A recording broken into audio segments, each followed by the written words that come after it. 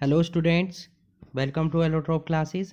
One step ahead for learning where we help you to achieve your goals.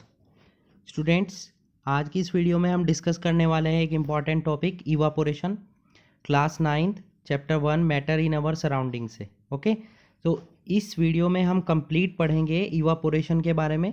Evaporation कैसे possible होता है, उसके effects क्या हैं, कौन कौन से फैक्टर्स उसे अफेक्ट करते हैं और इवापोरेशन कैसे किसी भी फैक्टर को अफेक्ट करता है।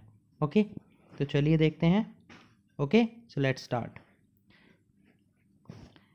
इवापोरेशन होता क्या है बेसिकली? क्या है कि जब भी आपका लिक्विड स्टेट से कोई भी सब्सटेंस बॉयल होता है, ठीक है, तो उसे तो हम बोलते हैं बॉइलिंग। बट अगर वो बॉयल ना हो, किसी भी एक पर्टिकुलर टेम्परेचर पर लिक्विड आपका वेपर्स में कन्वर्ट हो रहा हो, ठीक है, किसी भी टेम्परेचर पर बिलो इट्स बॉइलिंग पॉइंट, अगर बॉइलिंग पॉइंट पे होगा तो वो बॉइलिंग होगा। बॉइलिंग और इवापोरेशन दोनों अलग अलग हैं, ठीक है। तो अगर वो बॉइलिंग पॉइंट से कम किसी भी टेम्परेचर पर कोई भी लिक्विड आपका वेपर में कन्वर्ट हो रहा हो तो वो होगी हमारी प्रोसेस इवापोरेशन। ओके, इवापोरेट होना मीन्स लिक्विड का वेपर्स में कन्वर्ट होना बिलो बॉइलिंग पॉइंट, ठीक है। अब ये जो इवापोरेशन है, can water change into vapour at room temperature? क्या ऐसा पॉसिबल है कि जो वाटर है आपका वो नॉर्मली रूम टेम्परेचर पर भी वेपर्स में कन्वर्ट हो सकता है? ओके, ये हमने देखा हुआ है कि हम किसी भी लिक्विड को गैस स्टेट में कन्वर्ट कर सकते हैं। या तो हम उसे हीट करेंगे तो वो गैस में कन्वर्ट होगा, या हम प्रेशर को डिक्रीज़ करेंगे, क्योंकि जब प्रेशर को हम डिक्रीज़ करेंगे तो क्या होगा कि जो पार्टिकल्स हैं उनके बीच की डिस्टेंस क्या हो जाएगी, बढ़ती चली जाएगी, वो वेपर गैस में कन्वर्ट होने स्टार्ट हो जाएंगे, ठीक है।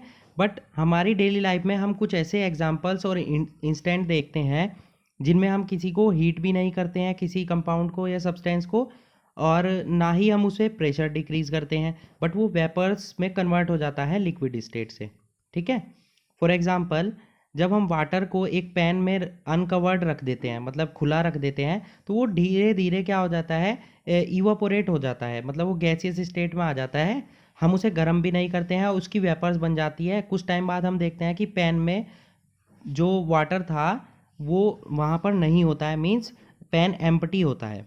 सिमिलरली, जब हम गीले कपड़े वेट क्लोथ्स को एक्सपोज करते हैं एयर में, तो क्या होते हैं, वो कुछ टाइम बाद सूख जाते हैं रूम टेम्परेचर पर ही। ये सभी एग्जांपल है कि वाटर जो है आपका वो लिक्विड से वेपर में कन्वर्ट हो जाता है बिलो बॉइलिंग पॉइंट। ओके, अब हम समझते हैं कि इवापोरेशन होता क्या है, इवापोरेशन का रीज़न क्या है। कुछ हम देखते हैं यहाँ पर कि जो लिक्विड के पार्टिकल्स हैं उनकी कुछ ना कुछ काइनेटिक एनर्जी होती है, उसी एनर्जी से वो एक डायरेक्शन से दूसरी डायरेक्शन में मूव करते रहते हैं। अब जितने भी लिक्विड के पार्टिकल्स होते हैं उनकी सभी की काइनेटिक एनर्जी सेम नहीं होती है। एक पर्टिकुलर टेम्परेचर पर अलग अलग पार्टिकल्स की एनर्जी अलग अलग होती है, ठीक है। क्यों होती है? अब क्योंकि वो रेंडमली मूव करते रहते हैं इधर उधर डायरेक्शन में, तो वो एक दूसरे से कोलिजन करते हैं, एक दूसरे से टकराते हैं। तो जब वो एक दूसरे से टकराते हैं तो वो अलग अलग स्पीड से अलग अलग डायरेक्शन में मूव करते हैं, तो उनकी काइनेटिक एनर्जी क्या होती है, अलग अलग होती है ना।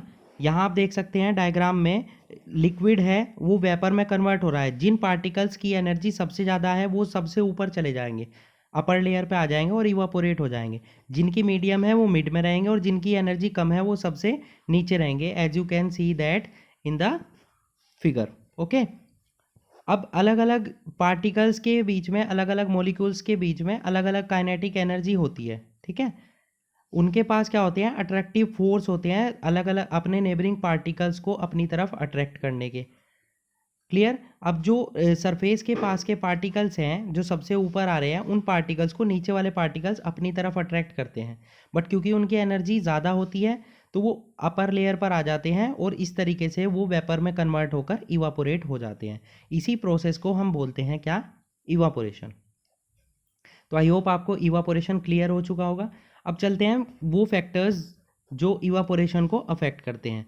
There are various factors on which rate of evaporation depends, so one by one we will discuss. Number one, surface area of the liquid. किसी भी एरिया का किसी भी लिक्विड का सरफेस एरिया जितना ज़्यादा होगा, इवापोरेशन उतना ही ज़्यादा होगा, ठीक है। क्योंकि इवापोरेशन एक सरफेस फिनोमिना है और जिस पार्टिकल की एनर्जी जितनी हाई होगी वो उतना ही ईजिली लिक्विड से गैसेस स्टेट में कन्वर्ट हो जाएगा, ठीक है, और उसका इवापोरेशन की रेट उतनी ही ज़्यादा होगी। अब फॉर एग्जांपल अगर हम गीले कपड़े लें और उन्हें ऐसे ही रख दें, ठीक है, तो वो ज़्यादा टाइम लेंगे सूखने में, और अगर हम उन्हें फैलाकर सुखाते हैं तो क्योंकि उनका सरफेस एरिया बढ़ जाता है तो उनका इवापोरेशन क्या हो जाता है, ज़्यादा होता है, ठीक है, वो ईजिली क्या हो जाते हैं, सूख जाते हैं। सिमिलरली अगर आप एक टी ले रहे हैं तो अगर आप उसे सोसर से लेंगे या कप से लेंगे तो सोसर का एरिया क्या हो जाता है, वाइड होता है, तो वो एरिया वाइड होने की वजह से इवापोरेशन जल्दी होता है, तो चाय उसमें क्या हो जाती है, सोसर में जल्दी ठंडी हो जाती है, और कप में क्या होती है, देर में ठंडी होती है क्योंकि उसका सरफेस एरिया क्या होता है, कम होता है। तो इस तरीके से हम देखते हैं कि जैसे जैसे सरफेस एरिया आपका इंक्रीज़ होगा इवापोरेशन की रेट भी इंक्रीज़ होती है। Next point, nature of the liquid. Liquid का नेचर क्या है, इस पर भी डिपेंड करता है आपका रेट ऑफ इवापोरेशन। ओके, अगर आपके लिक्विड के बीच में इंटर पार्टिकल अट्रैक्टिव फोर्सेस क्या है, वीक हैं, ठीक है, मतलब वो पार्टिकल्स की फोर्सेस कम है तो वो क्या होंगे, एक दूसरे से डिस्ट्रैक्ट होंगे, दूर दूर रहेंगे, दूर दूर रहेंगे तो इवापोरेशन क्या होगा, जल्दी होगा। ओके, तो उन्हें इवापोरेशन के लिए क्या होगा, कम एनर्जी की रिक्वायरमेंट होगी, ठीक है।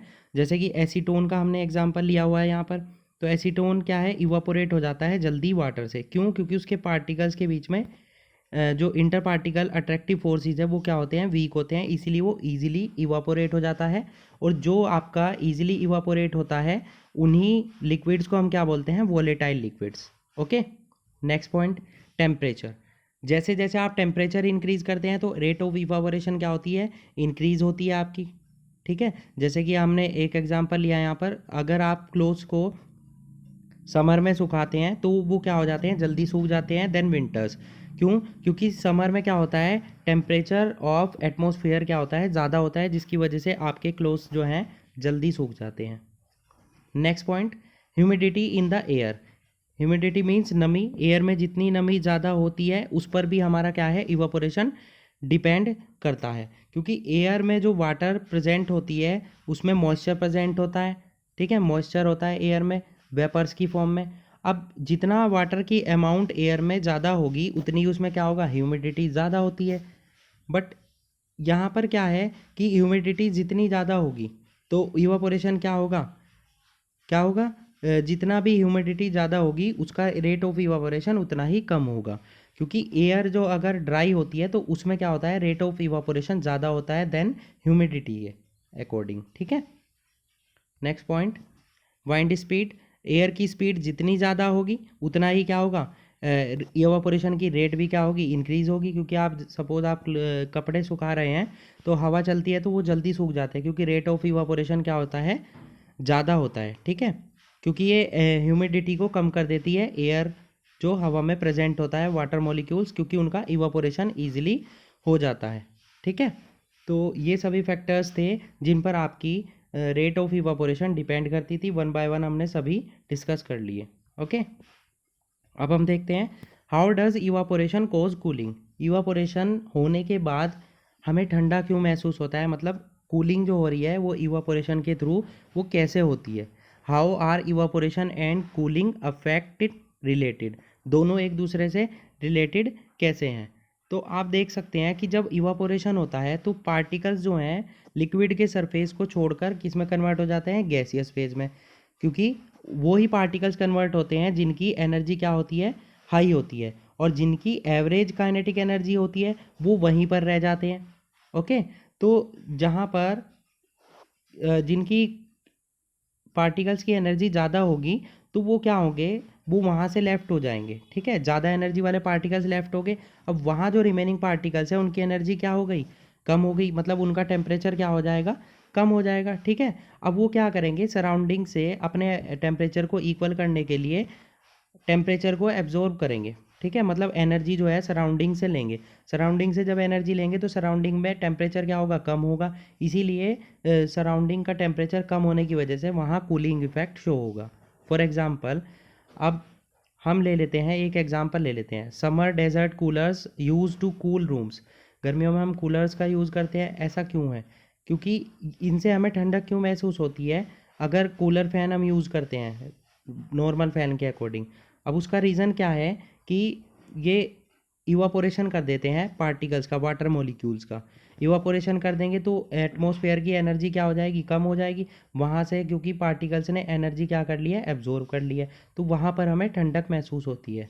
तो इस तरीके से इवापोरेशन जो है कूलिंग को इफ़ेक्ट करता है, मतलब इवापोरेशन के थ्रू कूलिंग पॉसिबल हो पाती है। ओके, तो आई होप आपको ये सभी टॉपिक इवापोरेशन से रिलेटेड क्लियर हो चुके होंगे। आज हमने सीखा कि इवापोरेशन क्या है, उसे कौन कौन से फैक्टर्स अफेक्ट करते हैं, और इवापोरेशन कूलिंग के को कैसे अफेक्ट करता है। ओके, सो आई होप आपको लेक्चर पूरी तरह से समझ आया होगा। Okay, so that's it for today. Hope you enjoyed the video and thanks for watching.